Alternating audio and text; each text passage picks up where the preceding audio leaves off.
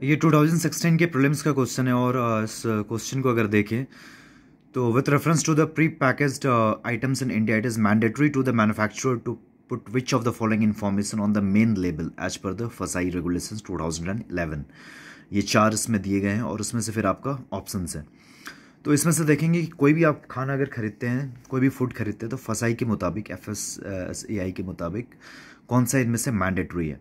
तो list of ingredients including additives, तो definitely वो मैंडेटरी है। जैसे आप कोई भी खाना खरीदते होंगे तो आप उसमें सैक्रिन है, एस्पर्टेम है, तो उसमें लिखा होता है कि वो उसमें पाया जाता है। न्यूट्रिशन इन्फॉर्मेशन भी होता है, कितना प्रोटीन है, कितना ग्राम प्रोटीन है, कितना ग्राम कार्बोहाइड्रेट है, कितना ग्राम फैट है, वो भी कैसा फैट है, साथ में जो फाइबर्स है वो कितना ग्राम है।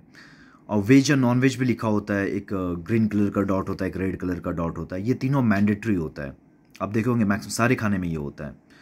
और साथ में ये जो अब लिखा है कि recommendations if any made by the medical profession about the possibility of any allergic reaction. अब ये चीज़ पर्सन टू पर्सन वैरी होगा, एक ये जेनरिक सी चीज़ नहीं है। कोई अगर डायबिटिक है तो उसको शुगर कम खाना है, तो वो पर्सन टू पर्सन वैरी करेगा। आप रिकमेंडेशंस हर के लिए नहीं लिख सकते हैं, वो स्पेसिफिक होता है। या फिर अगर कोई लैक्टोज टॉलरेंट है, कोई लैक्टोज इनटॉलरेंट है, कोई ग्लूटेन से किसी को प्रॉब्लम होती है तो उसको ग्लूटेन फ्री खाना ही खाना होता है। तो ये सारी जो रिकमेंडेशंस है वो पर्सन टू पर्सन वैरी करती है। तो ये डेफिनेटली फसाई की रेगुलेशंस के द्वारा नहीं होगी, क्योंकि अब एक एक इंडिविजुअल के बारे में तो नहीं लिखा जा सकता है ना हर खाने पे। तो जो थर्ड वाला है रिकमेंडेशंस वो नहीं होगा, बाद बाकी तीनों होगा। तो आंसर 1 2 4 आ जाएगा। अगर ऐसे भी ऑप्शंस देखेंगे तो सारा 1 2 3 4 तो नहीं है। तो डेफिनेटली इसमें से कुछ मैंडेटरी नहीं होगा। तो कौन सा मैंडेटरी नहीं होगा? तो लॉजिकली आप सोचेंगे जो तीसरा वाला जो रिकमेंडेशंस है वही, अगर कोई एक अगर मैंडेटरी नहीं होना है तो एटलीस्ट रिकमेंडेशंस तो मैंडेटरी नहीं होगा, क्योंकि वो पर्सन टू पर्सन वैरी करेगा। तो अगर एक नहीं होना है कोई 1 2 3 4 में से, तो वो 3 नहीं होगा सबसे पहले।